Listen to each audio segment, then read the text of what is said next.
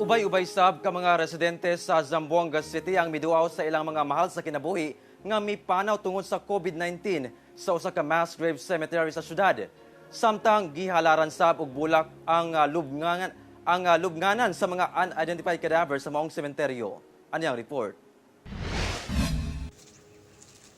Gipanglimpyuhan o gihalaran og bulak ug kandila sa mga residente ang pipila ka mga lubnganan sa mga minatay sa Mass Grave Cemetery sa Sitio Bangkal, Barangay Mercedes, Zamboanga City.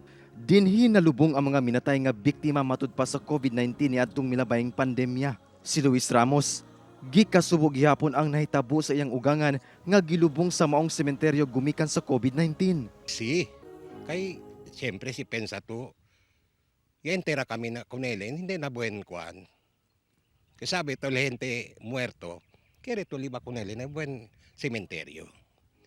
Pero nakita ko sa pwede ase. Kay por kasa de si pandemya.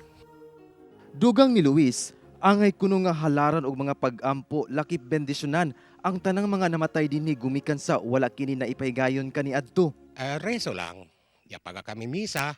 Kay amo gani si El Tagwan. Kay kundo yung tera con estos mga gente ki. No iso sila resibi bendisyon.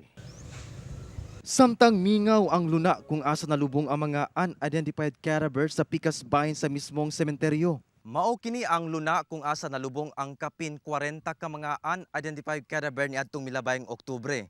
Kung inyo makita, walay mga bulak nga nabutang, lakip kandila nga nadagkutan.